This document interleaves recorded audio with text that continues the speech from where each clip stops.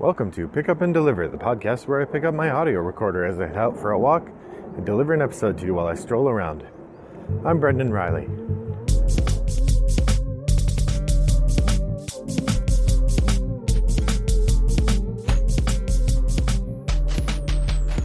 Well, good afternoon, listeners. It is a lovely, warm day here in suburban Chicago. It's nearly the end of May and summer seems to be upon us. The weather has certainly turned toward warmth and pleasantry. I'm taking a bit of a stroll today, checking out the local neighborhood, doing a couple errands, and I thought I would take the opportunity to chat with you about some games. Today's episode, I thought that I would tackle two games that aren't really identical, aren't really related, but seem related. These are games that my mother-in-law doesn't like. It's kind of how I would frame them. One of them is a game where you're taking tiles and putting it on a board. The other is a game where you're drawing shapes on a map. But I think of these games as very similar or related in similar ways. So the two games that I will offer up in our pick up and deliver duel format are Cartographers versus Isle of Cats. So first, a little bit about each. Cartographers is a flip and write game in which you are drawing on a map. It takes about 40 minutes to play, and it's from Thunderworks Games. The designer is Jordy Allen. The Isle of Cats, or Isle of Cats, is a tile drafting game in which you're filling up a map and trying to score points based on a variety of changing point cards. It takes about 45 minutes to play a two-player game of the Isle of Cats once you know how to play. And it's very cute. I think there are two reasons I think of these games as related. The first is kind of simple. It's that I have played the remote edition of Isle of Cats a number of times, which feels very similar to Cartographers in a lot of ways because you are drawing shapes on a gridded map. That part aside, the cognitive process of deciding how you want to lay out your board as you lay out pieces that come in specific shapes is pretty similar between Cartographers and the Isle of Cats. Now, there are other games that also play off of this issue. There are the Uwe Rosenberg tile placement games. There's Phil Walker Harding's incredible Baron Park, which you know is a favorite game of mine. But I feel like the Isle of Cats and Cartographers fit a particular niche in my gaming hobby. And like I said, my mother-in-law dislikes them both. So to me, there's an interesting overlap there that I thought would make for a fun episode in which I compare them. So here we go. All right, so let's start with theme. In Cartographers, the queen has asked that her kingdom be mapped. You and the other players are the queen's cartographers going out to try to survey the land of the kingdom and find the things that the queen is looking for. The rules don't acknowledge it, but the game has a real Potemkin village issue where what you're trying to do is turn in a map that fits as much of the queen's requirements as you can. It doesn't really have anything to do with what actually exists in the world. So there's this weird thing where either you are shaping the world to fit the queen's desires, sort of like Slartivart Fast in Hitchhiker's Guide to the Galaxy, or you're not actually drawing the world at all. You're just sitting in a bar drawing a map that you think the queen will like. I think either of these themes would be fine, but the game doesn't specify which it is. In fact, it sort of suggests that you're actually mapping the land, somehow trying to find... I don't really understand how you meet the queen's criteria, but that's okay. That's not really the point. The point is to have fun. So that's Cartographers for theme. The theme of the Isle of Cats is equally ridiculous. There is an island where there are a bunch of cats. An evil pirate is coming to kill all the cats. I don't really know why. Doesn't like cats, I guess. And your goal is to rescue the cats from the island and stop the evil pirate from killing them. You do so by capturing the cats and taking them on your boats. And the goal is to save as many cats as you can.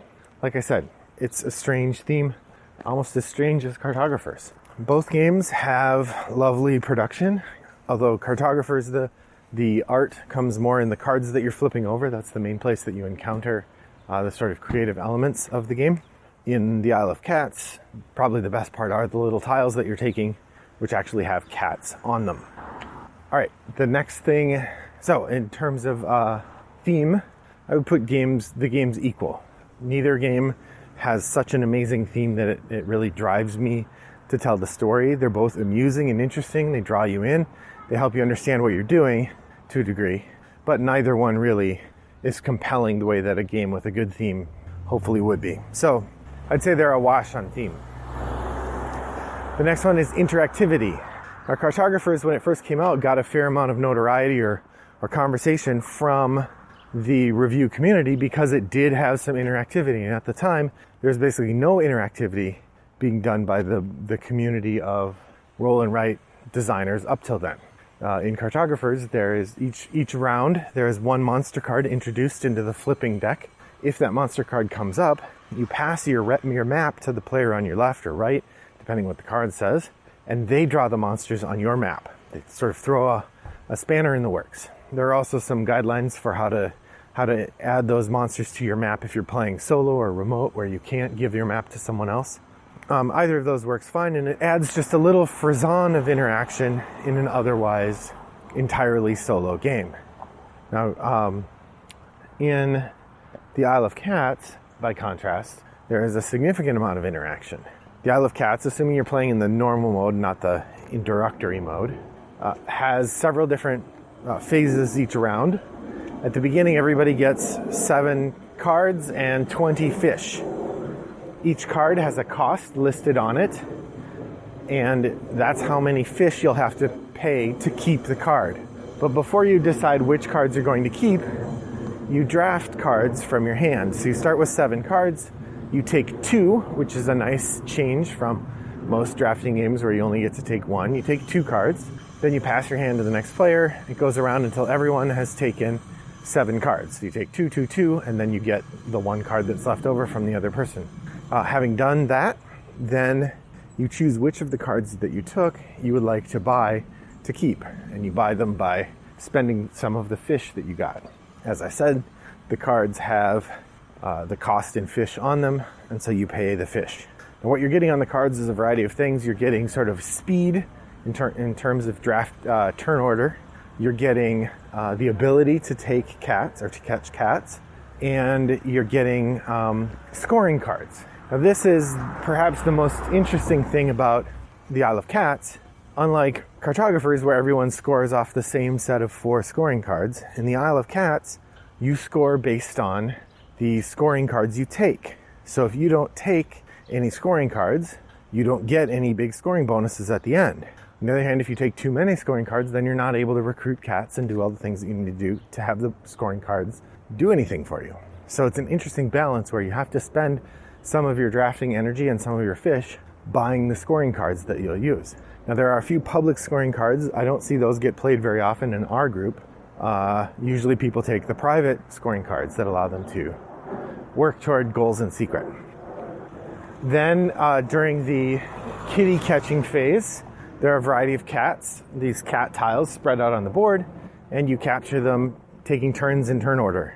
And like I said, one of the things you're drafting for is sort of the speed that you'll use to try to catch the cats. And so the turn order then plays a role there. These two elements become very interactive and allow for a vigorous gameplay. Really makes Isle of Cats head and shoulders above Cartographers in terms of interactivity. By contrast, the third factor that I wrote down is self-expression. In the Isle of Cats, you do feel like you have a little bit of self-expression in terms of which cats you decide to take, which goals you lean into, but ultimately it's basically just a board game. Whereas Cartographers has an element of artistry to it. Sure, you can just draw the most basic map if you want and play in a sort of mechanical way, but almost everybody I've played with puts some effort into their maps, if nothing else, just to make their map look sort of crisp and tidy. These efforts are fun, and frankly, I have sometimes when we play Cartographers, I'll draw the map in a really detailed way. Like, there's a village, I'll draw these tiny little houses with paths going through. I'll take inspiration from the card that we drew. So if it says Treetop Village, I'll draw the village, in trees or whatever. And there's a variety of ways that Cartographers allows you to be a little creative in how you draw your map. So from that regard, Cartographers allows for self-expression in play in a way that, Isle of Cats just doesn't. So that's, I guess we're 1-to-1 when we've gone over 3 categories. So the last 2 are variability and fun. And I'll tell you right off, on fun, it's a wash for me. I think Cartographers and the Isle of Cats are both pretty fun. I have a good time with both of them. I enjoy them in different ways, although often they pay off for the same thing. The long-term and short, the mix of long-term and short-term planning. With Cartographers, you have 4 different goals that you're aiming for, 2 goals score at the time, and so you know which goals are going to score when. And so early in the game, you want to lean into the scoring goals that happen at the beginning of the game, but you have to have an eye toward the scoring goals for the end of the game, because those, the C and D scoring goals, if you're working for them, you have a potential of getting a lot of points out of them because they get scored after 3 and 4 rounds. So if you are leaning in toward working toward getting lots of points from the D scoring goal, and you aim it so that in rounds 3 and 4, which is when you'll be scoring the D scoring objective, you're able to really maximize those points. You can get a lot of points in Cartographers, and that part's really fun. The balancing of those choices. Lots of juicy choices to be made in Cartographers. But the same can be said for the Isle of Cats. You have 2 different times when you're making really interesting choices. First, you have to decide which scoring bonuses do you want to take. As they come in, some of the scoring bonuses directly contradict each other. So if you take the one that, you get a point, or you get 2 points for every rat you don't cover up, then you don't want to take one where it has you covering up a bunch of specific rats, right? That ends up being counterproductive. There's lots of really interesting nuance at play in the Isle of Cats. And I think, the variety of penalties that you get for not filling in rooms or not covering up rats, that really shakes up the score as well and challenges you to think about a variety of different questions all at the same time. So in terms of fun, I find both games really fun. Both games also have expansion content that I'm not familiar with. The Isle of Cats, there's one expansion that's out already, and another expansion or a couple expansions that are coming out on Kickstarter soon, or going to Kickstarter soon. So when that happens, I certainly will be looking at those. Cartographers has some expansion content coming in this summer that looks to be interesting or exciting. Looking forward to that. So I guess it leads to the last question, which is variability. Now this is the place where the expansion content might make a difference. But in terms of the games right now, I gotta give the slight edge to Cartographers. And here's why. When you play the Isle of Cats, the variability comes just in which cards did you manage to draw. So it's all tactical. If you, like almost every game I play, at some point I encounter the card that says if you have exactly 6 scoring goals, earn 7 points. And I really like to take that card because it's a scoring goal that you can achieve easily just by making sure you take the right number of scoring goals. It also then encourages you to take scoring goals, which you need to win. So I take that almost every time. In Cartographers, because there are 4 different possible scoring objectives for each of the 4 categories, that's 16 different scoring objectives that you could encounter, which leads to just a heck of a lot of variety in any given game.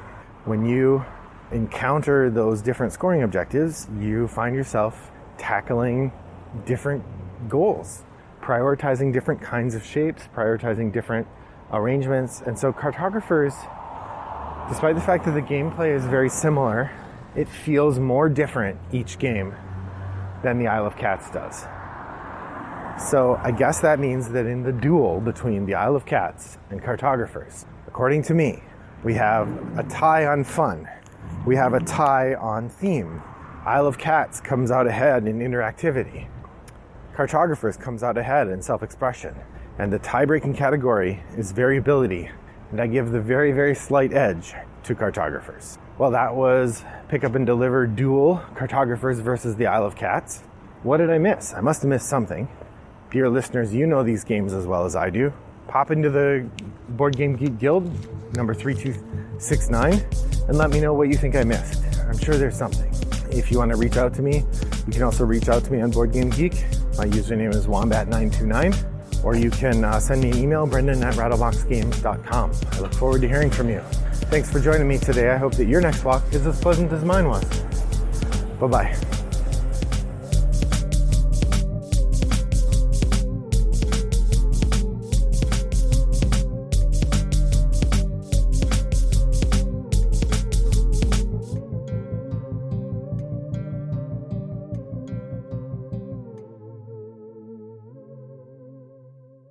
Brought to you by Rattlebox Games.